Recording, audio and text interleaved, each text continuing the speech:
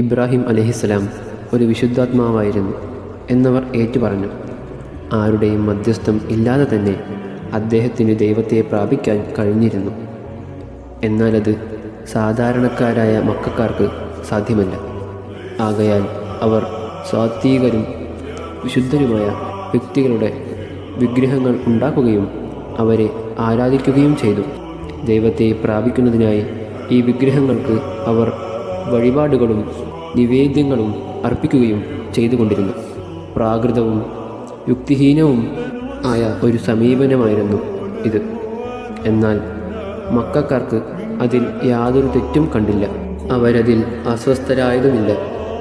എത്രയോ കാലമായി ഏകദൈവതത്വ പ്രബോധകനായ ഒരു പ്രവാചകൻ അവർക്കിടയിൽ ആവിർഭവിച്ചിരുന്നില്ല. ബഹുദൈവാരാധന ഒരിക്കൽ വേരൂന്നിയാൽ പിന്നെ അത് പടർന്നു പിടിക്കുന്നതിന് അറ്റമില്ല. ദൈവങ്ങളുടെ സഖ്യ ഒരുക്കാൻ തുടങ്ങി.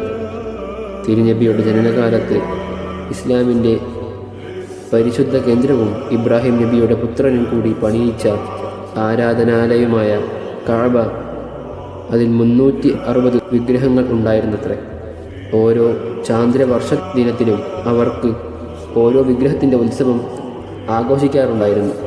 അറേബ്യയുടെ മുക്കിലും മൂലയിലും വിഗ്രഹാരാധന കൊടികുത്തി എന്ന് പറയാം. അറബികൾ വലിയ സാഹിത്യകല ആസ്വാദകരായിരുന്നു. അവർ ദേശീയ കലകളോട് വലിയ പ്രതിപത്തി കാണിച്ചു പോന്നു. തങ്ങളുടെ ഭാഷയെ വളർത്തുന്നതിൽ അവർ ബദ്ധശ്രദ്ധരായിരുന്നു.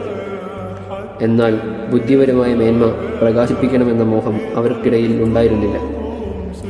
ചരിത്രം, ഭൂമിശാസ്ത്രം, ഗണിതം തുടങ്ങിയ വിഷയങ്ങളിൽ അവർ തികച്ചും അജ്ഞാതമായിട്ടാണ് ഇരുന്നത്. അറേബ്യയിൽ അങ്ങോളം ഇങ്ങോളം ഒരൊറ്റ പാഠശാലയും കാണുമായിരുന്നില്ല. എഴുതാനും വായിക്കാനും അറിയാവുന്ന ഏതാനും വ്യക്തികൾ മക്കയിലുണ്ടായിരുന്നു എന്ന് പറയപ്പെടുന്നു.